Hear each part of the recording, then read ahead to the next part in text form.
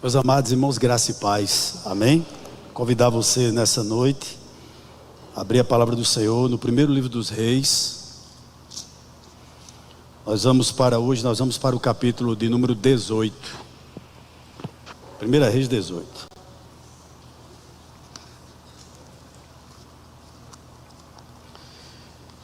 Nós vamos usar o seguinte método nessa noite, irmãos. Veja bem, a ministração vai ser a partir do verso 30 até o verso 41. Contudo, eu vou ler desde o início do capítulo 18. Por qual razão? Para que você possa se situar no texto que vai ser ministrado nessa noite. Amém? Para que a gente entenda o contexto, se bem que a gente vai trabalhar a partir do verso 30 até o verso 41, mas eu creio que é importante a gente ler a partir do verso 1 do capítulo 18. Todo mundo encontrou? Amém? O texto sagrado diz assim: muito tempo depois, no terceiro ano da seca, a palavra do Senhor veio a Elias dizendo: vá apresentar-se a Acabe, porque farei cair chuva sobre a terra. Então Elias foi se apresentar a Acabe, e a fome era extrema em Samaria. Acabe chamou Obadias, o responsável pelo palácio. Este Obadias era um homem que temia muito o Senhor. Assim, quando Jezabel exterminava os profetas do Senhor, Obadias tomou 100 profetas e em grupos de 50 os escondeu em cavernas e os sustentou com pão e água. E Acabe disse a Obadias: vá pela terra a todas as fontes de água e a todos os vales. Pode ser que achemos capim para que salvemos a vida dos cavalos e das mulas e não percamos todos os animais. Repartiram entre si a terra que iam percorrer. Acabe foi sozinho por um caminho e Obadias foi sozinho por outro. Quando Obadias já estava a caminho, eis que Elias se encontrou com ele. Obadias, reconhecendo-o, prostrou-se com o rosto em terra e disse: é você mesmo? É o meu senhor Elias? Ele respondeu: sim, sou eu.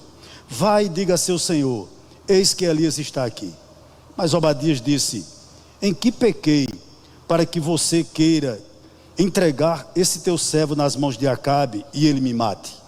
Tão certo como vive o Senhor, seu Deus, não houve nação nem reino aonde meu senhor o rei não mandasse homens à sua procura. E quando diziam: ele não está aqui, fazia aquele reino ou aquela nação jurar que não o havia encontrado. E agora você quer que eu vá? Pode ser que tão logo eu me afaste de você, o Espírito do Senhor Deus o leve, não sei para onde, e se eu der a notícia a Acabe e ele não o encontrar, ele matará a mim, este teu servo, que temo o Senhor desde a minha mocidade.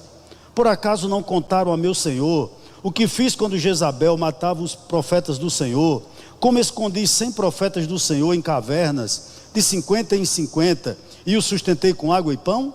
E agora você quer que eu vá e diga a meu Senhor que Elias está aqui? Ele vai me matar. Versículo 15. Elias respondeu: tão certo como vive o Senhor dos exércitos, a quem eu sirvo, hoje mesmo me apresentarei a ele. Então Obadias foi se encontrar com Acabe e lhe deu a notícia. E Acabe foi se encontrar com Elias. Quando Acabe viu Elias, disse: então é você o perturbador de Israel? Elias respondeu: eu não tenho perturbado Israel. Quem tem perturbado Israel é você e a casa de seu pai, porque vocês abandonaram os mandamentos do Senhor e seguiram os Baalins. Agora ordene que todo Israel venha se encontrar comigo no Monte Carmelo. Convoque também os 450 profetas de Baal e os 400 profetas da deusa Azerá, que são sustentados por Jezabel. Então Acabe enviou mensageiros a todos os filhos de Israel e ajuntou os profetas no Monte Carmelo. Depois Elias se aproximou de todo o povo e disse: até quando vocês ficarão pulando de um lado para o outro? Se o Senhor é Deus, sigam-no. Se Baal, sigam-no. Porém o povo não disse uma só palavra. Então Elias disse ao povo: eu sou o único que restou dos profetas do Senhor, e os profetas de Baal são 450 homens. Tragam agora 2 novilhos, eles que escolham para si um dos novilhos e cortam-os em pedaços, o ponham sobre a lenha, porém não ponham fogo. Eu prepararei o outro novilho e o porei sobre a lenha, mas não porei fogo. Então eles invocarão o nome de seu Deus, e eu invocarei o nome do Senhor. e há de ser que o Deus que responder com fogo, esse aqui é Deus. E todo o povo respondeu: é uma boa proposta. Elias disse aos profetas de Baal: escolham dos novilhos e preparem-no primeiro, porque vocês são muitos. Depois invoquem o nome do Deus de vocês, mas não ponham fogo na lenha. Pegaram o novilho que lhes foi trazido, prepararam-no e invocaram o nome de Baal desde a manhã até o meio-dia, dizendo: ó Baal, responde-nos. Porém não se ouviu nenhuma voz e não houve quem respondesse. E ficaram pulando ao redor do altar que tinham feito. Ao meio-dia, Elias começou a zombar deles, dizendo: gritem mais alto, porque ele é Deus. Pode ser que esteja meditando, atendendo a necessidades ou viajando. Talvez esteja dormindo e necessite que o acorde. E eles clamavam em altas vozes e se cortavam com facas e com lanças, segundo o seu costume, até ficarem cobertos de sangue. Passado o meio-dia, eles profetizaram até a hora do sacrifício da tarde. Porém não houve voz, nem resposta, nem atenção alguma. Vamos parar um pouquinho aqui? A partir do verso 30, a gente vai começar a ministração nessa noite. E à medida que eu for citando os versículos, a gente vai explicando e tentando trazer alguma aplicação ao nosso coração. Os irmãos conhecem o contexto. Elias passa um período em Querite, depois vai ser sustentado por uma viúva em Sarepta, e depois sai de lá e vai falar com Acabe. E interessante, meus amados irmãos, que ele chama, ele pede para que Acabe conclame todos os profetas de Baal. Ao todo eram 850 profetas de Baal e que serviam a Azerá. E todos eles comiam na mesa de Jezabel. E a partir do verso de número 30, a gente vai falar hoje sobre o seguinte tema: qual o segredo da oração de Elias? O que esse homem tinha que muitas vezes pode estar faltando em mim e em você? Porque Deus respondia a esse homem para que cerrasse o céu, e quando esse homem orava, o céu se abria. O que ele tinha de diferente dos crentes de hoje? Se Tiago diz que ele era um homem semelhante a mim e a você, sujeito às mesmas paixões, qual o diferencial da vida de Elias? É isso que eu vou me propor nessa noite, a tentar lhe explicar. Verso 30 e 31, vamos lá? Então Elias, depois de tudo isso, Elias disse a todo o povo: aproximem-se de mim. E todo o povo se aproximou dele. Elias restaurou o altar do Senhor, que estava em ruínas. Pegou 12 pedras, segundo o número das tribos dos filhos de Jacó, a quem tinha vindo a palavra do Senhor, dizendo: o seu nome será Israel. Amados irmãos, a primeira coisa que Elias faz é restaurar o altar, o lugar de adoração.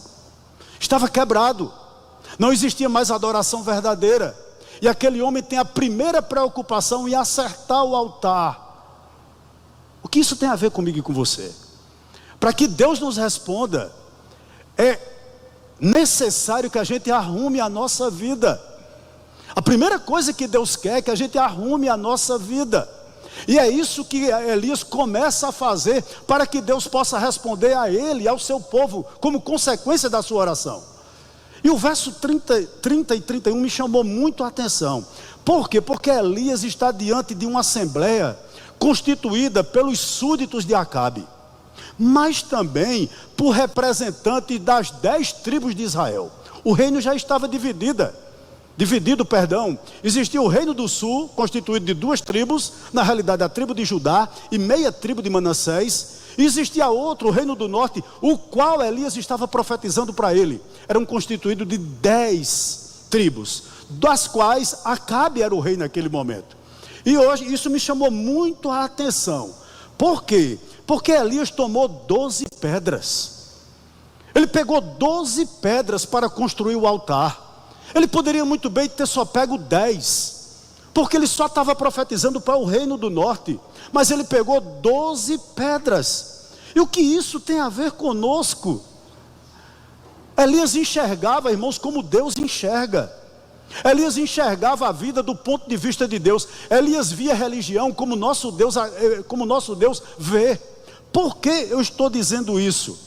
No meio das mais variadas denominações hoje, Há muitas denominações cristãs que não se consideram irmãs umas das outras. Infelizmente é dessa maneira. E a gente não pode perder de vista a unidade mística da igreja. Nós somos um corpo, que servimos a uma só cabeça. É ela que reina e que domina sobre nós. Ela é quem reina e que domina sobre nós. Nós somos esse corpo, do qual recebemos a ordem da cabeça. E é isso que nos une. Por essa razão, esse fator dele ter pego 12 pedras era tão importante, dizendo o seguinte: Senhor, eu sou teu povo com essas 10 tribos, mas também existem 2 que estão lá no Reino do Sul, pertencem a ti também. Por isso ele colocou 12 pedras. Permita-me um parênteses aqui nessa noite. O criador do metodismo chama-se John Wesley. John Wesley, uma vez, ele teve um sonho, que ele conta na sua biografia. Ele diz o seguinte, que um dia ele teve um sonho, onde ele foi até o inferno. E ele chegou ao inferno e perguntou, lá na porta do inferno. Claro que é uma metáfora, né, irmão? Mas o sonho foi real. Aqui tem crentes metodistas? Uma voz respondeu, tem. Presbiterianos? Tem. Congregacionais? Tem. E ele ficou chocado. E no mesmo sonho ele foi até o céu. E quando chegou ao céu perguntou, aqui tem crentes congregacionais? E a resposta foi não. Aqui tem crentes metodistas no céu? E a resposta foi não. Aqui tem crentes presbiterianos? E a resposta foi não. E ele disse, finalmente quem está aí? A voz respondeu, só os lavados e remidos no sangue do Cordeiro. Nós somos o único povo. Olha como Elias via a coisa da forma de Deus. Da forma de Deus. E isso é maravilhoso demais. Verso 31. Olha o que diz o verso 31. Vou reler. Eu adoro ler de novo. Pegou 12 pedras segundo o número das tribos dos filhos de Jacó, a quem tinha vindo a palavra do Senhor, dizendo, o seu nome será Israel. Meus amados irmãos, como esse homem se ajustava, se amoldava à lei do Senhor. Se você quer saber em alguém, em um profeta que era bíblico, que era preocupado com os detalhes, Elias era essa pessoa. E como isso é importante. Ele tomou 12 pedras para representar a tribo, mas ele não tomou isso da mente dele. Eu vou convidar você, por gentileza, aí um pouquinho na sua Bíblia, lá no livro do Êxodo, capítulo de número 20, Êxodo 20, por gentileza, irmãos, versículos 25 e 26. Olha bem, por que Elias tomou 12 pedras? Né? E por que pedras? Olha bem, se vocês fizerem um altar de pedras para mim, não o façam de pedras lavradas, pois se fizerem uso de ferramentas, vocês terão profanado o altar. Nem suba ao meu altar por degraus, para que ali não seja exposta a sua nudez. Porque Elias estava erigindo esse altar? Porque era coisa da mente dele de maneira alguma. Elias tinha completa harmonia com a determinação divina.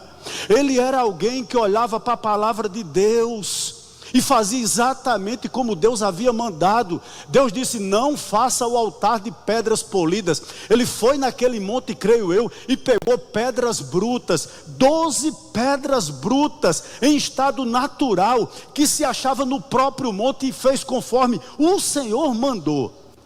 O que é que eu aprendo aqui? Que esse homem de Deus, ele faz uso daquilo que Deus proveu, e não a mão humana. Da maneira como Deus o mandou fazer, era exatamente a maneira como ele estava cumprindo. E aqui tem uma aplicação para mim e para você. A obra de Deus não pode ser feita da sua maneira nem da minha. Não. Existe um modelo, existem métodos indicados por Deus para que a obra dele seja feita. Não pode ser feito, irmãos, da lucubração, da imaginação, da sua mente nem da minha. Deus tem uma maneira de se cultuar. Nós temos uma maneira de se comportar no púlpito. No culto, perdão. Deus tem o seu molde, tem a sua maneira que Ele recebe o nosso louvor. Não pode ser de toda maneira. Deus não deixou as coisas, isso aqui fica muito claro, dele, ou seja, o seu serviço ao nosso critério. Não é você que dita as regras para Deus. Você tem que prestar um culto a Ele como Ele determinou. Senhor, são pedras, não podem ser pedras polidas, porque pedras polidas é feita por mãos humanas. Tem que ser pedras brutas, da maneira como Deus quer. E interessante, e Ele fez isso. Apenas um lembrete aqui para você. Todos vocês que são aqui cristãos, todos que são cristãos, e eu não estou me referindo aqui aos não cristãos, vocês receberam uma ordem: ide, portanto, por todas as nações, e fazer o quê? Discípulos, ide por todo mundo e fazei discípulos de todas as nações. Aí eu faço uma pergunta aqui a você: essa ordem é dada quando você puder? Essa ordem é dada a você quando você tiver tempo? Essa ordem foi dada a você quando for possível? Não.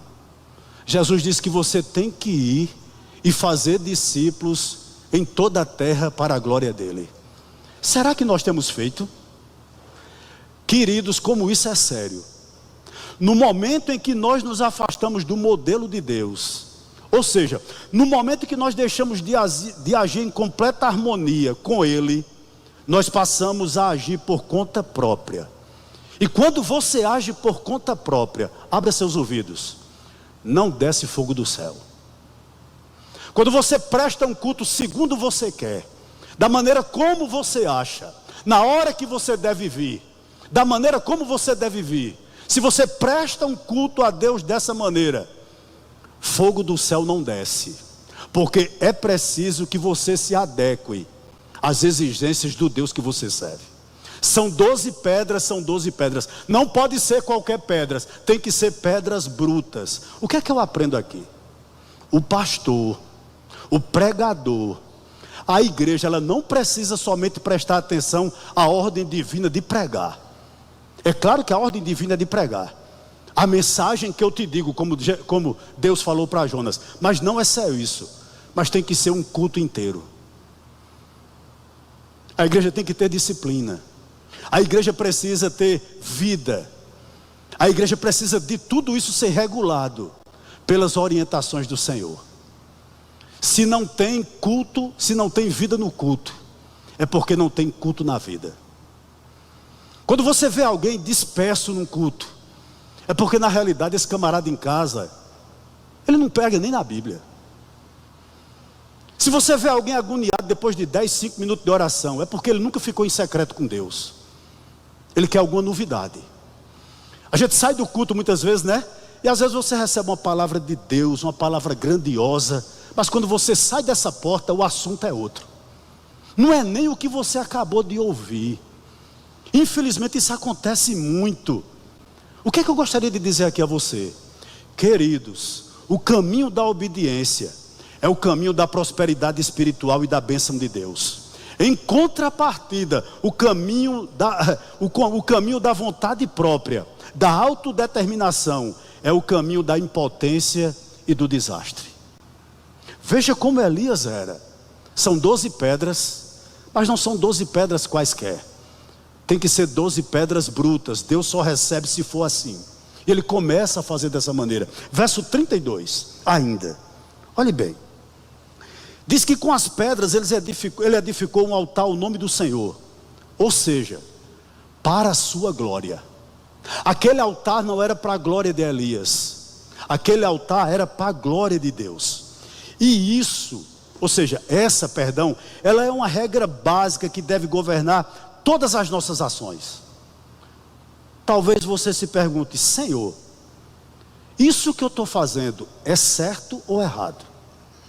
Quando ele erigiu aquele altar com 12 pedras, graças a Deus que não podia ser uma a mais, nem uma a menos, tinha que ser 12. Ele estava dizendo: Senhor, são 12 e são pedras brutas, porque é para a tua glória. É para a tua glória. Tudo que você for fazer, eu vou lhe dar uma dica aqui. Em qualquer âmbito da sua vida, você precisa pedir a Deus o seguinte: Senhor, Tu abençoa isso que eu estou fazendo? Essa conversa que eu estou tendo com fulano, com beltrano, com cicrano, acerca da minha liderança, é de Deus? Tu estás aqui, Senhor, nessa roda que eu estou aqui, Tu estás aqui, Tu estás abençoando. Senhor, essa conversa é para a Tua glória. Você tem feito isso? Quando você vai botar um apetrecho no seu corpo, seja ele qual for, você diz o seguinte: Senhor, eu vou colocar isso no meu corpo, mas é para a Tua glória. Tu vai ser glorificado nisso que eu estou colocando aqui, Senhor. Quantas coisas hoje, meus irmãos, estão sendo feitas por pessoas ditas cristãs, que Deus nunca autorizou, que Deus nunca não autorizou. Aí a gente pergunta: Senhor, por que não desce mais fogo do céu na igreja? Porque o culto na igreja está se desviando.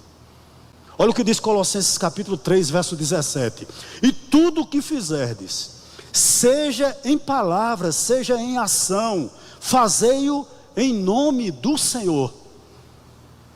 Que coisa, irmãos. Elias começa a consertar a vida do povo. E ele começa com o culto. Vá para o verso 33, por gentileza.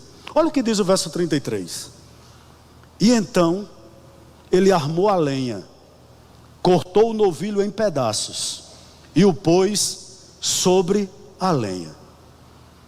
Ele fez um altar, mas agora ele faz uma espécie de fogueira com a lenha. E nessa fogueira ele coloca um novilho. E ele corta os pedaços do novilho e coloca os pedaços desse novilho sobre uma fogueira. Por que Elias está fazendo isso? De onde Elias tirou isso?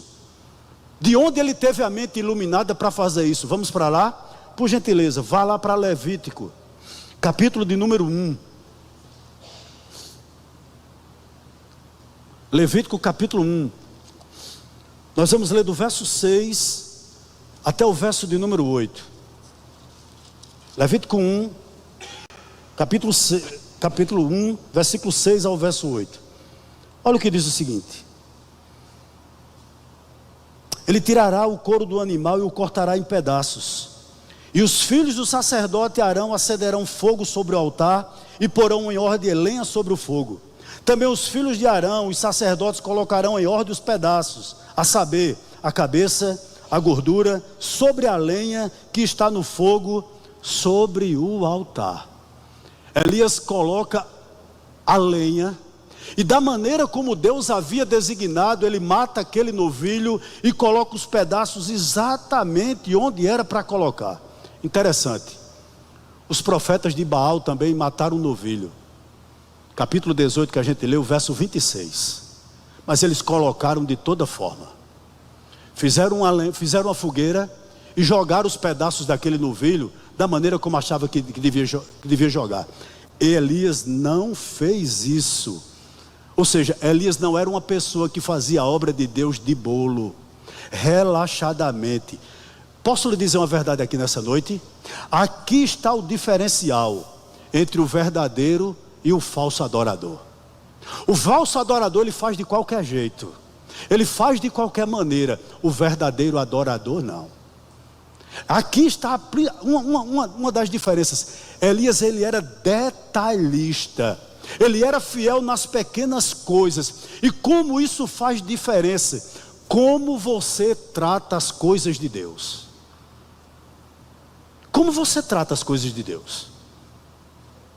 Isso deveria permear a nossa mente. Posso lhe dizer algo aqui nessa noite? A obra do Senhor não pode ser executada sem cuidado. A obra do Senhor não pode ser feita às pressas. A obra do Senhor tem que ter reverência, tem que ter precisão. Deus não compactua com um pastor preguiçoso. Deus não compactua com um pastor que terceiriza culto para herege. Deus chamou o pastor para ministrar a igreja dele, a orar pela igreja dele e a disciplinar a igreja dele. O que é que eu aprendo aqui? Será que Deus não tem o pleno direito sobre o que é melhor na nossa vida? Qual o dia melhor para você?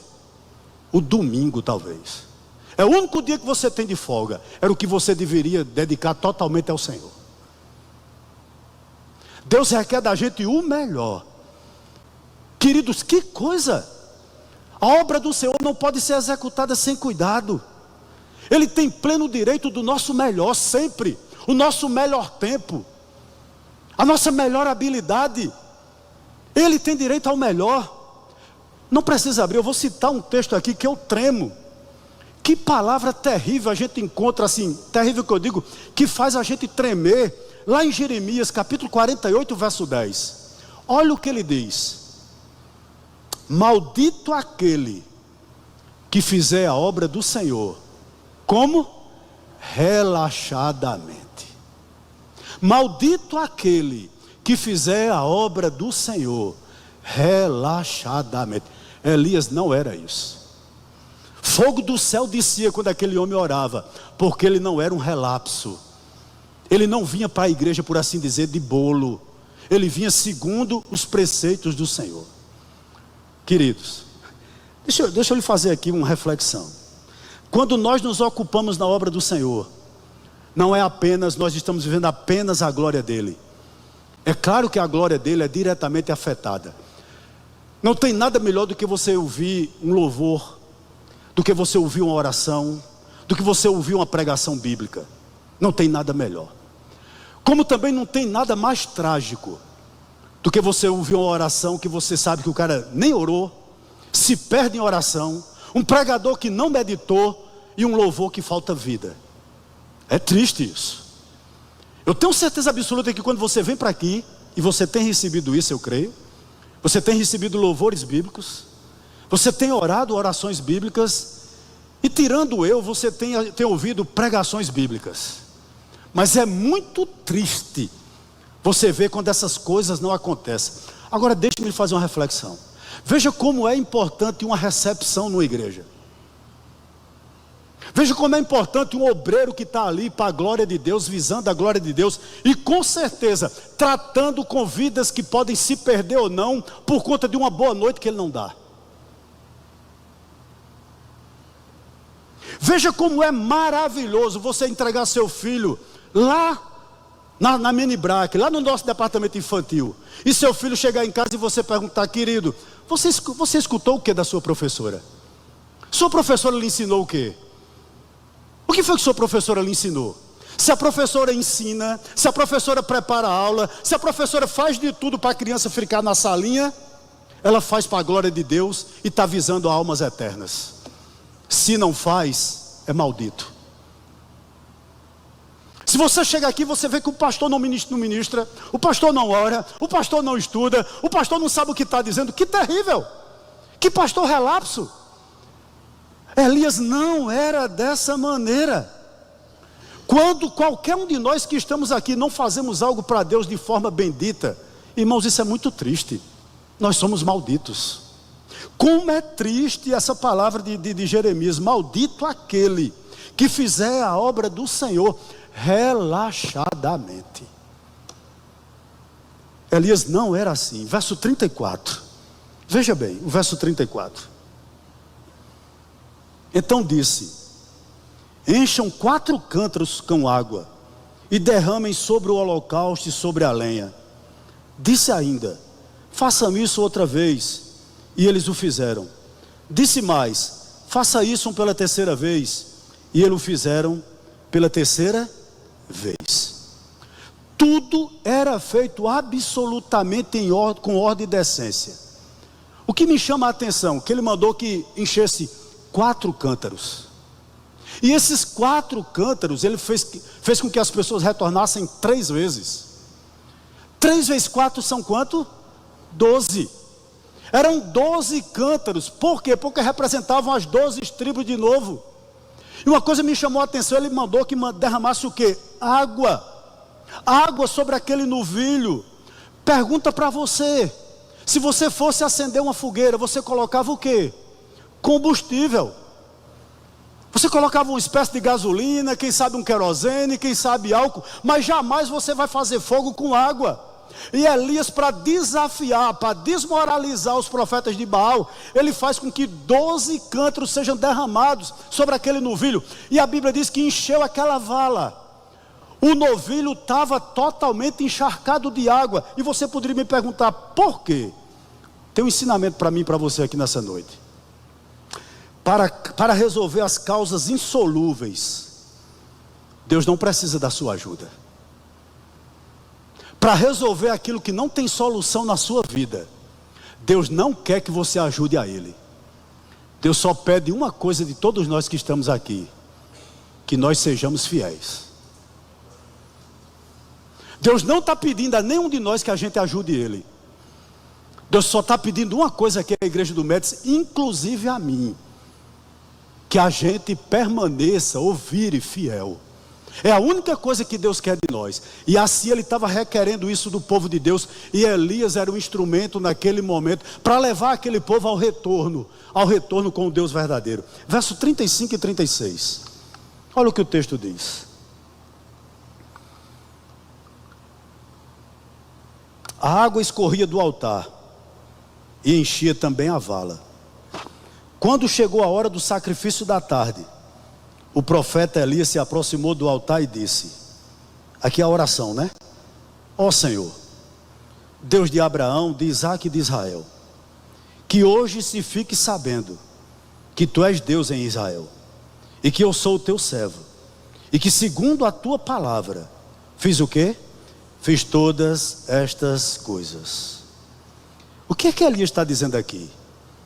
Senhor, eu não te cultuo do meu jeito, eu não te cultuo da maneira que eu acho, da maneira que eu acho certo. Não, Senhor, eu estou seguindo os Teus preceitos. O que me chama a atenção, principalmente nesse verso 36, por favor, irmãos. Elias tinha um conhecimento que à tarde, 3 horas antes do pôr do sol em Jerusalém, todos os dias, era oferecido uma oferta de manjares. Mas ele não está em Jerusalém, ele está em Samaria. Mas a mais ou menos 3 horas da tarde, talvez, ou seja, 3 horas antes do pôr do sol, num monte, cercado de profeta de Baal, vendo um rei incrédulo olhando para ele, um povo totalmente desviado, só tinha ele ali. O que ele faz? Oferece essa oferta queimada. É isso que ele está dizendo aqui no verso de número 36, olha. Presta atenção. Quando chegou a hora do sacrifício da tarde, o profeta Elias se aproximou do altar e disse: ó Senhor, Deus de Abraão, de Isaque e de Israel, que hoje se fique sabendo que Tu és Deus em Israel, e que eu sou o Teu servo, e que segundo a Tua palavra fiz todas estas coisas. Ele está orando juntamente com os irmãos de Jerusalém. Ele está a quilômetros de Jerusalém, mas ele sabe que em Jerusalém, exatamente naquela hora, o povo de Deus que não havia se desviado, estava oferecendo uma oferta de manjares a Deus. E essa oferta de manjares, meus amados irmãos, apontava para o cordeiro que iria de vir. O que me chama a atenção aqui? Com certeza ele não estava fazendo petições ou realizando um culto baseado no sangue daquele novilho, não. Elias sabia que aquele novilho que estava ali, ele apenas representava o cordeiro que há de vir. Então o que ele acreditava ali, a sua fé não estava baseada no sangue daquele animal, mas no que iria vir. Ele estava olhando para Cristo. Quando ele olha para Jerusalém e diz: Senhor, exatamente nessa hora, meus irmãos estão oferecendo uma oferta a Ti. Meus amados irmãos, deixa eu perguntar uma coisa aqui a você. Quando chega a hora do culto, qual é o sentimento que tem no seu coração? Quando você sabe que hoje, terça-feira, é o culto de oração, você veio, amém. Eu fico me perguntando os que não vieram por motivos injustos, porque eu sei que alguns não vieram por motivos justos. Elias está cercado de um bando de apóstata, 850 profetas, 450 de Baal e 400 de Azerá de lado dele, um rei incrédulo olhando para ele, e aquele homem está preocupado em cultuar a Deus. Sinceramente falando, queridos, como está a nossa vida? Domingo pela manhã, qual a motivação do seu coração? Seja sincero com você, não precisa me responder não. Eu só gostaria de levar você a acreditar no seguinte: porque o fogo do céu não tem descido na minha vida? Como é que eu tenho cultuado a Deus? Como é que você tem cultuado a Deus? Queridos, como você trata seu irmão? Será que nós temos lembrado do nosso irmão? Não são 10 tribos não, Senhor. São 12. São 12, Senhor. Tem 2 que não estão aqui com a gente, mas eu estou orando por elas também. Quando chega o domingo à noite, qual a motivação do teu coração? Eu acho que a gente poderia pensar sobre isso. Mesmo de longe, Elias mantinha comunhão com os irmãos em Jerusalém. Ó Senhor, ele diz no verso 36, olha a oração: ó Senhor, Deus de Abraão, de Isaque e de Israel, que hoje se fique sabendo que tu és Deus em Israel, e que eu sou o teu servo, e que segundo a tua palavra fiz todas essas coisas. Senhor, tu fizeste um pacto comigo, tu fizeste um pacto com o Senhor, que tu seria eternamente o nosso Deus, e eu seria o teu, e nós seríamos o teu povo. Senhor, Baal nunca será Deus sobre mim. Meu irmão, deixa eu lhe dizer algo aqui. Já no início aqui ele disse o seguinte, que muitas vezes a gente não tem mais ânimo de vir ao culto. É verdade, isso acontece com a gente. Pode acontecer em algum momento da nossa vida. Mas o grande problema de muitos crentes, sabe o que é? A indiferença. Deus, Jesus melhor dizendo, ele repreendeu a igreja de Laodiceia, não por conta da heresia, não por conta da imoralidade. Pode procurar na carta de Laodiceia, não existe. Deus repreendeu a igreja de Laodiceia e disse que estava a ponto de vomitá-lo, pela indiferença que aquela igreja tinha, entre eles e para com os perdidos. Como você vê teu irmão que está aí do teu lado? Eu faço um questionamento a você: quantas vezes você tem orado pela sua liderança? Quantas vezes você orou pelos diáconos daqui, pelos 2 grupos de louvores daqui?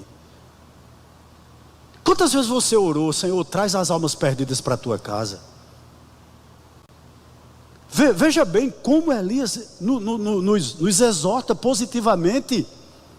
Você percebe como o ministério desse homem se assemelha com Cristo? Por quê? Porque Cristo diz: tudo quando pedirdes em meu nome, isso farei, a fim de que o Pai seja glorificado no Filho. A preocupação de Elias era a glória de Deus. Senhor, nosso Deus és tu, Senhor. Tu és o Deus de Isaac, tu és o Deus de Abraão, tu és o Deus de Israel. Senhor, nós pertencemos a ti, nós não pertencemos a Baal. E ele pede uma coisa interessante: Senhor, se manifesta a esse povo. É ou não é o que ele está dizendo aqui no verso número 36?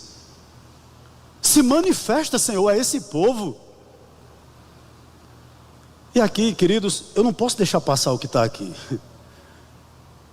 O que você tem dito a seus parentes que estão morrendo ao seu lado, e nós não abrimos nem a boca para evangelizar? Será que hoje a gente não pode sair daqui dizendo: Senhor, se manifesta na minha casa, Senhor. Tira meu pai, tira minha mãe da apatia espiritual, Senhor. Tira meu cônjuge, Senhor, da apatia espiritual. Senhor, restaura. Senhor, você pode dizer isso, irmão.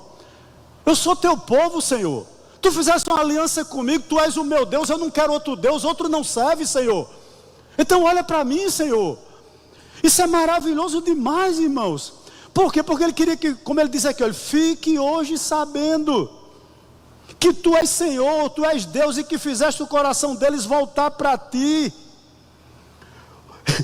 Querido, o que é que ele está dizendo?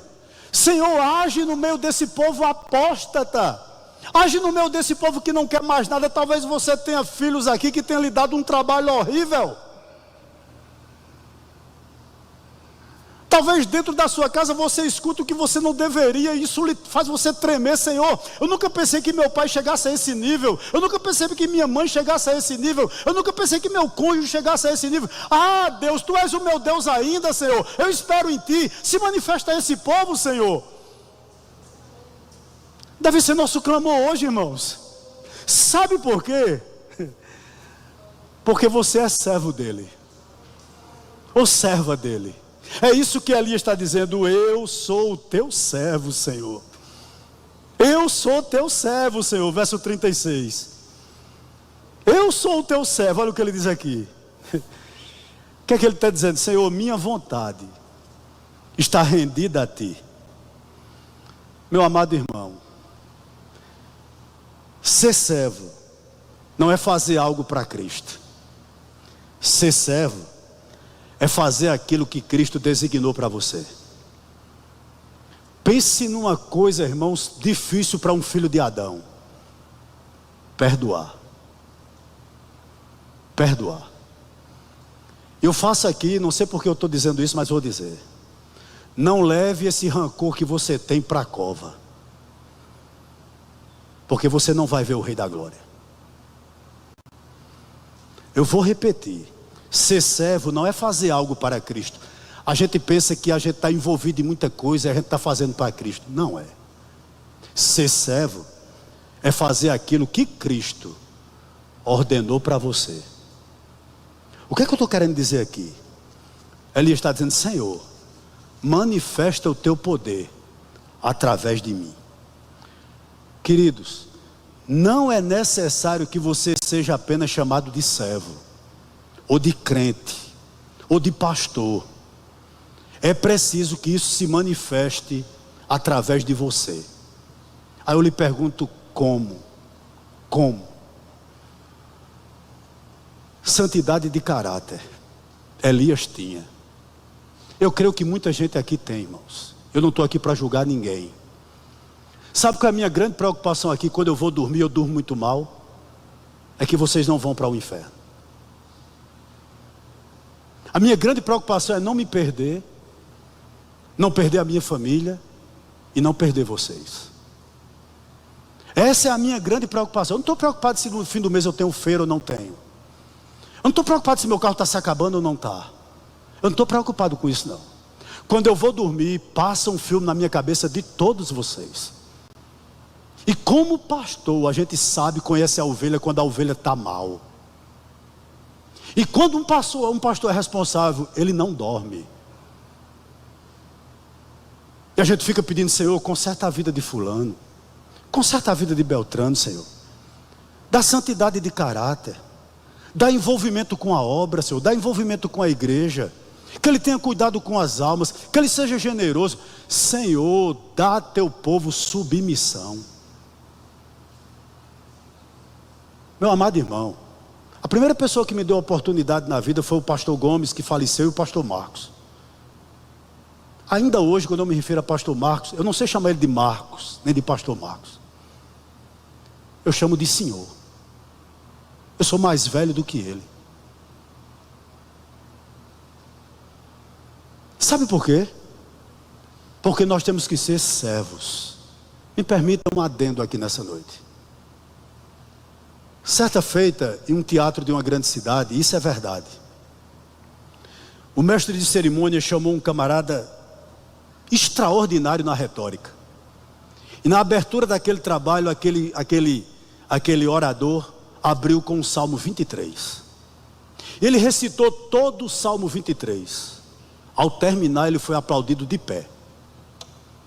Terminou o evento.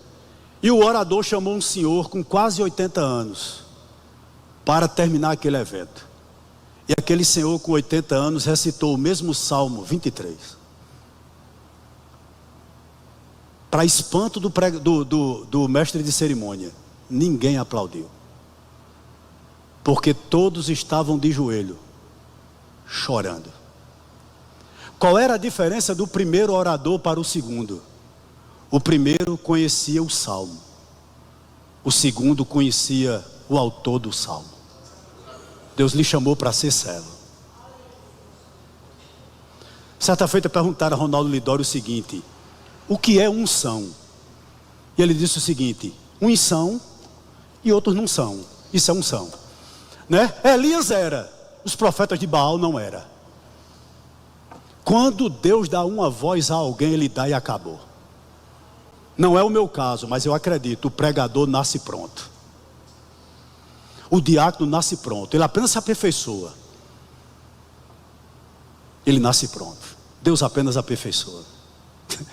Uns são e outros não são. Elias era. 850 não era. Verso 37. Vamos ler? Olha o que diz o verso 37. Responde-me, Senhor. Responde-me para que esse povo saiba que tu, Senhor, és Deus e que fizeste o coração deles voltar para ti. Queridos, eu não sei se você atentou para esse detalhe. A oração é o verso 36 e o verso 37. Não passa de 60 palavras no português.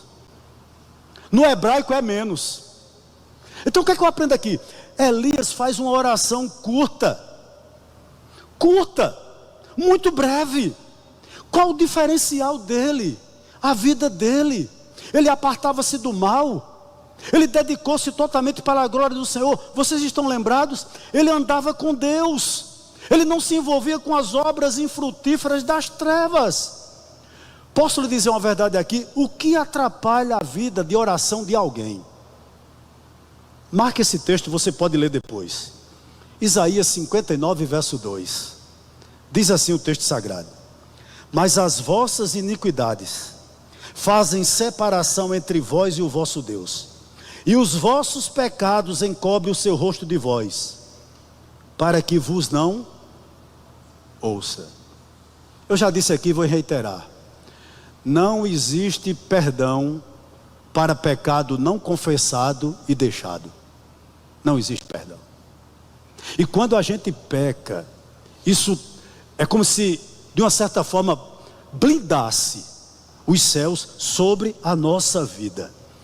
Sabe o que Elias está dizendo aqui no verso 37? Eu vou parafrasear: Senhor, tira meu povo dos seus maus caminhos.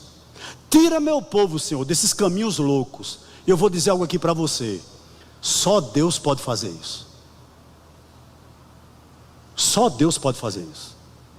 Eu sei que nesse exato momento vem na mente de todos nós que estamos aqui pelo menos uma pessoa que você sabe que vive de forma frívola, de forma inútil.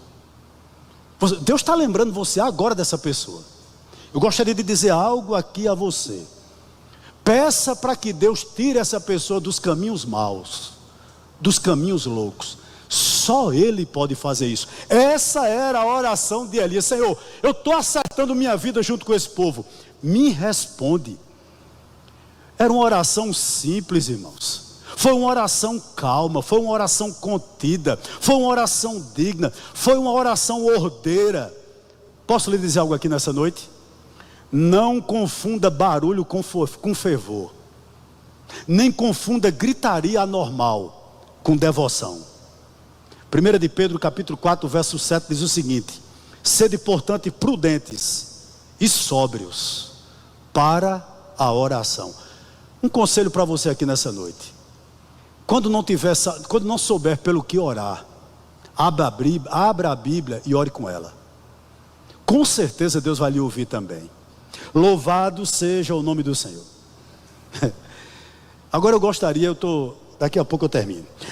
Eu gostaria agora de chamar você, junto comigo, para o Carmelo. Era onde Elias está. Para o Monte Carmelo. Você pode imaginar aquela multidão arrodeando aquele altar como? Roendo as unhas. Aquela multidão estava ansiosa. Baal já havia falhado. Baal não tinha resposta para eles. E agora? Se Deus falhasse, se Deus não respondesse com fogo do céu, o ministério de Elias estava fadado ao fracasso. Deus verdadeiro não servia para ser Deus daquele povo. Se Deus falhasse, eu fico imaginando, irmão, aquela cena no Monte Carmelo. Elias, no meio daquela multidão apóstata, que não queria exatamente nada com Deus. Mas olha o que o verso 38 nos diz: então caiu o fogo do Senhor e consumiu o holocausto, a lenha, as pedras e a terra. E o que? e ainda lambeu a água que estava na vala.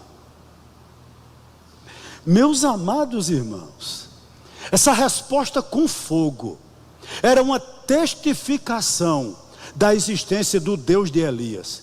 Quero lhe lembrar nessa noite, só existe Ele.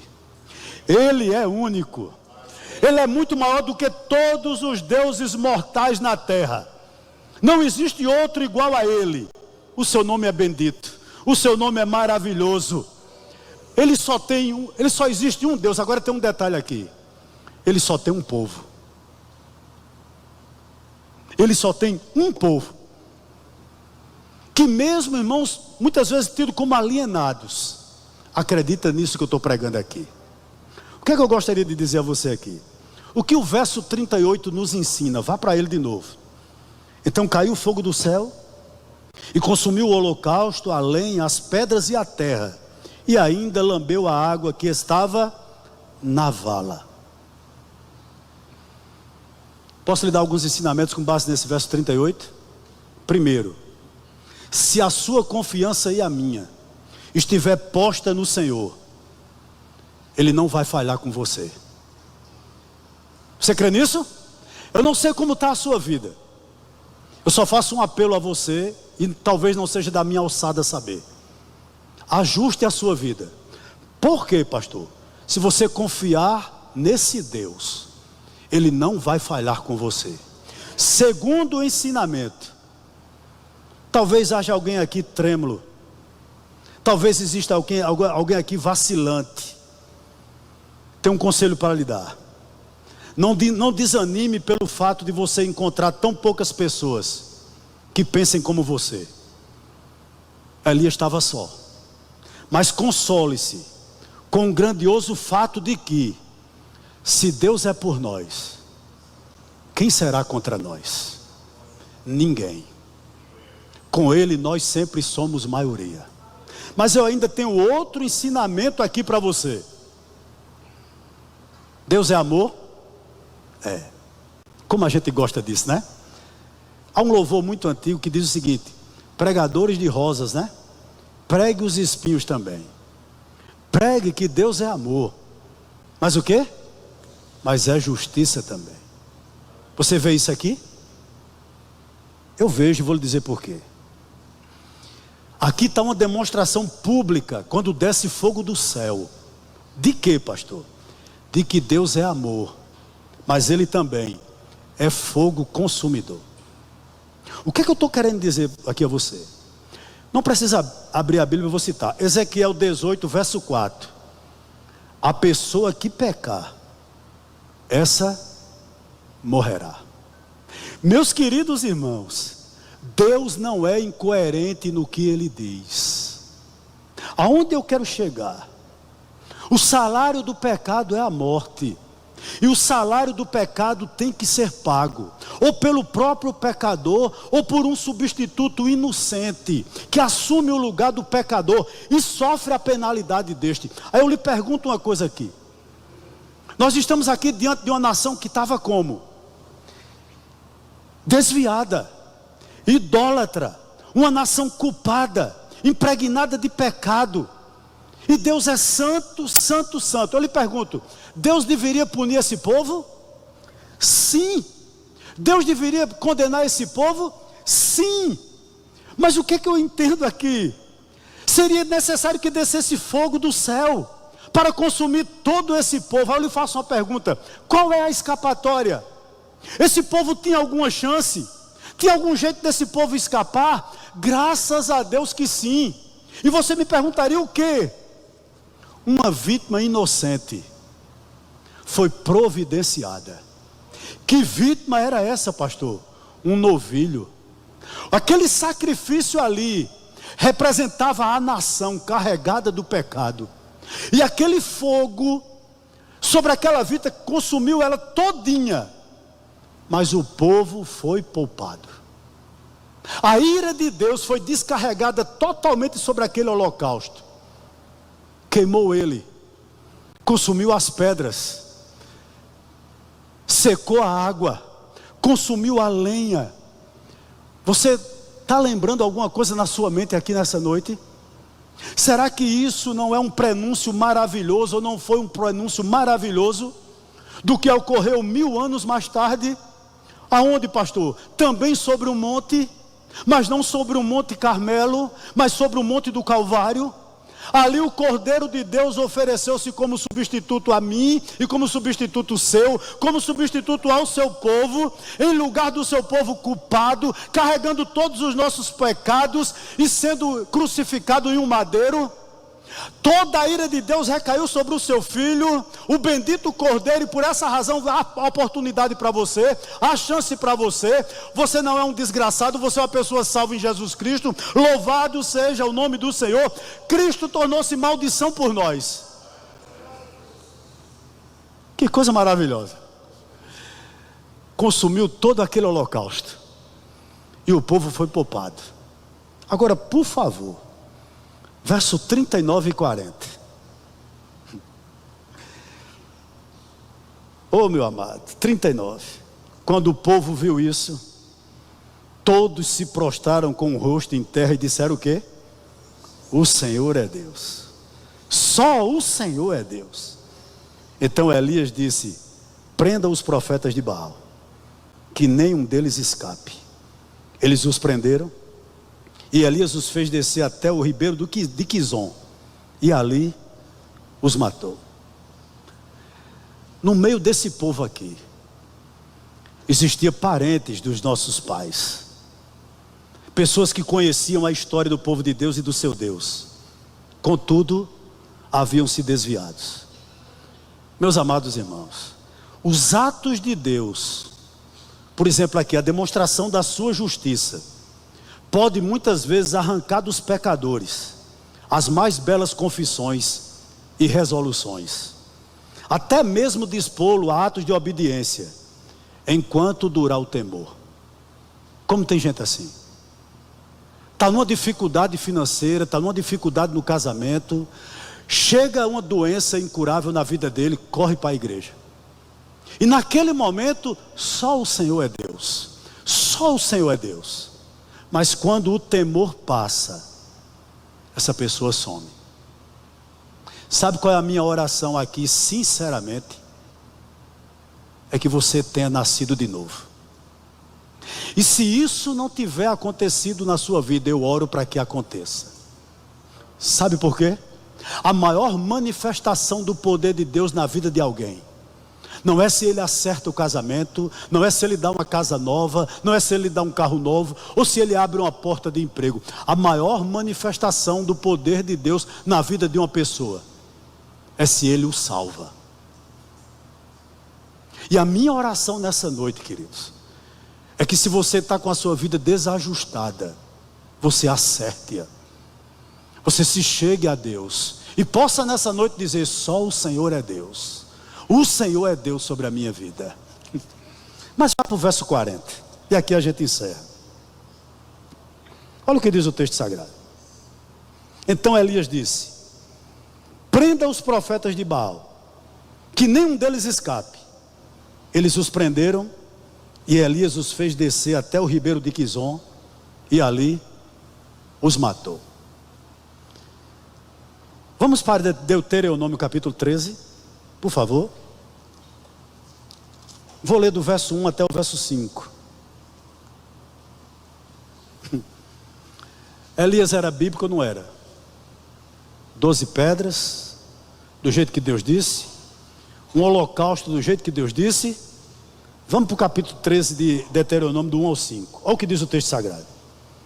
Se aparecer no meio de vocês um profeta ou sonhador, e anunciar um sinal ou prodígio, e se acontecer esse sinal ou prodígio de que ele falou, e ele disser: vamos seguir e adorar outros deuses, deuses estes que vocês não conheceram, não deem ouvido às palavras desse profeta ou sonhador, porque o Senhor seu Deus está pondo vocês à prova, para saber se vocês amam o Senhor seu Deus de todo o coração e de toda a alma.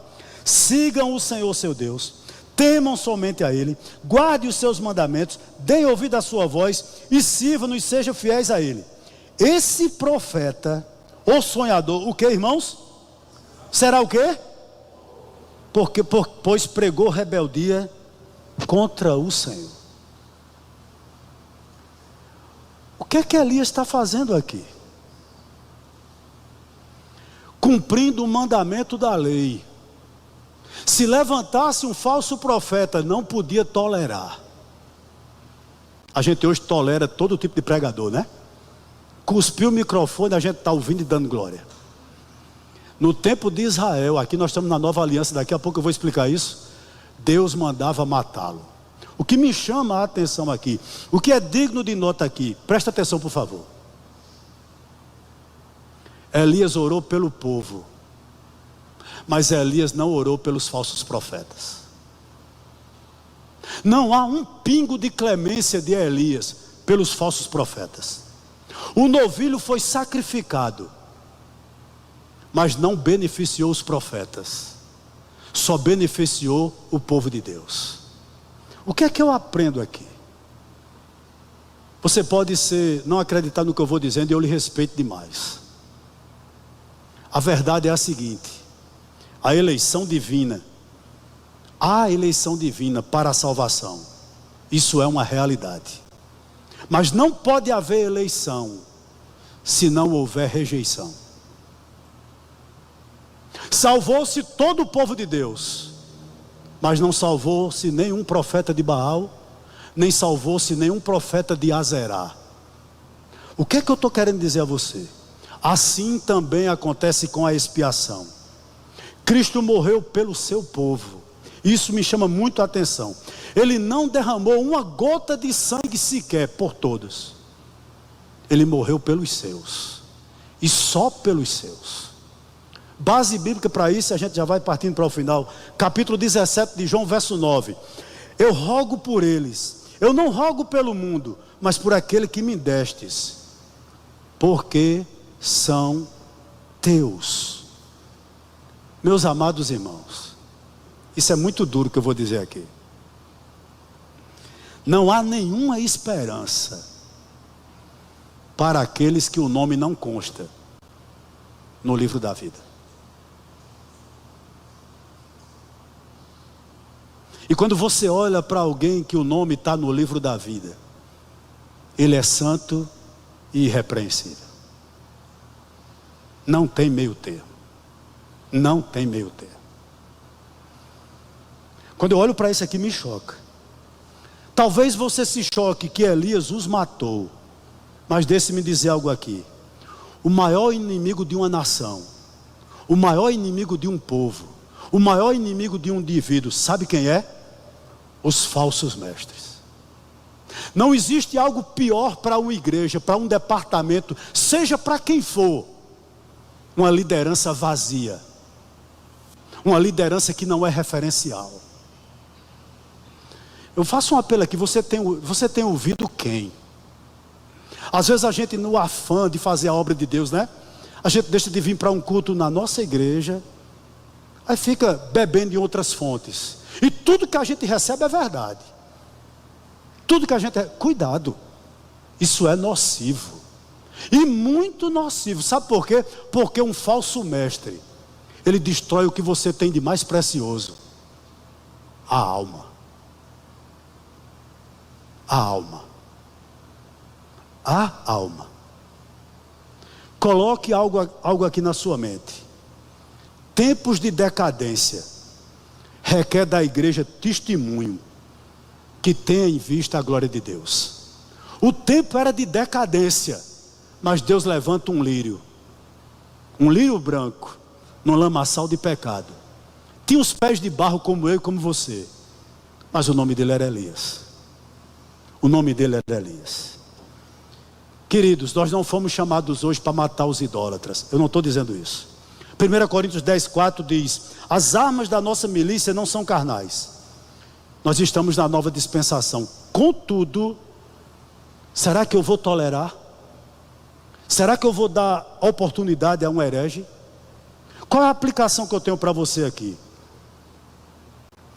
Não tenha misericórdia de tudo aquilo que seja má para a sua vida.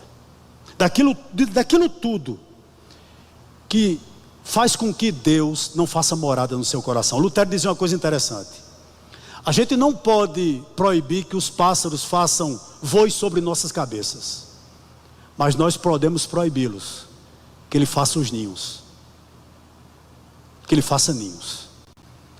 Eu lhe pergunto, eu digo uma coisa aqui à igreja: há amizades que são nocivas, sabe? Há ambientes que não lhe cabe. É verdade. Há filmes que você não pode ver. Há ambientes que não lhe cabe. Bota isso na sua mente. Tudo aquilo que é mal, mate, acabe, destrua. É isso que eu não estou mandando matar a pessoa. Tudo que torna seu coração, ou tende que seu coração se desvie, retire da sua vida. Conclusão. Hoje eu extrapolei, né? Não tem nada não. Até 10 horas está cedo. Quando o fogo caiu, o cenário mudou, né? O povo reconheceu: só o Senhor é Deus. O povo prendeu os profetas de Baal. Interessante que nem Acabe, nem o povo se opuseram a isso. Não. Sabe por quê? Quando o mal é afastado, se abre o caminho para Deus abençoar o seu povo. Eu nunca vi um crente envolvido com pecado se dar bem na vida. Nunca. Mas quando o mal é afastado, Deus visita o seu povo. Agora eu gostaria que você imaginasse a cena: 450 profetas de Baal, tudo morto à espada. Elias matou tudinho. Depois que Elias matou o último, cortou a cabeça, eu acho. Não sei, talvez eu esteja já zerando, né? Mas eu estava pensando nisso hoje. Pegou aquela espada e limpou. Tu imagina aí, 450 cadáveres. Aí o homem se volta para Acabe. Você acha que como era que Acabe estava? Era ou não era? Aí o verso 41 ele diz o seguinte: olha. Então Elias disse a Acabe: vamos orar comigo lá no Monte Carmelo. Foi? O que foi que ele disse? Suba, vá comer e beber, porque já se ouve o barulho de abundante chuva. Isso me chamou muita atenção. Elias não chamou Acabe para orar. Elias não chamou Acabe para adorar. Não, venha comigo para orar. Ele não diz: arrependa-se, Acabe. Nada disso. Por quê? Elias conhecia muito bem o homem com quem estava tratando. Isso é muito triste. Sabe por que isso é muito triste? Porque Elias diz o seguinte a Acabe: vá comer e vá beber, porque para você só importa isso, porque você é servo de Satanás. Meu querido irmão, isso é triste demais. Acabe era alguém cego, completamente cego por Satanás. Sabe o que Elias estava dizendo aqui? Levante-se e vá para onde estão os teus verdadeiros interesses. Tu não está interessado com Deus coisa nenhuma, Acabe. A única coisa que tu queres é que chuva caia de novo, para tu manter teus burros e teus cavalos e teu rebanho ainda de pé. Tu não quer nada com Deus. Vai para longe, vai para o palácio, que ali é teu lugar. Irmão, que coisa dura.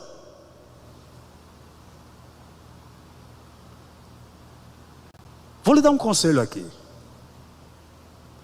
É inútil você censurar e chamar para o arrependimento um apóstata.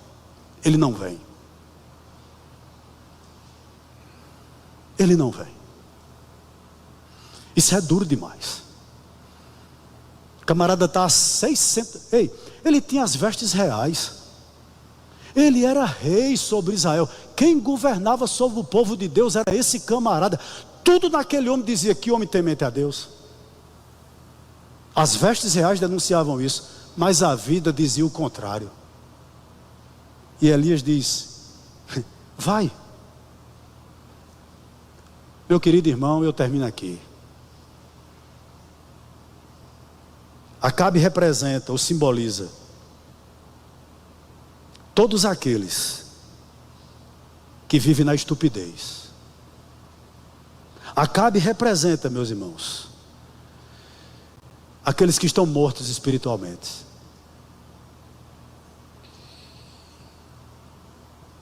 Ele representa uma pessoa que está dentro do povo de Deus, mas nunca foi regenerada.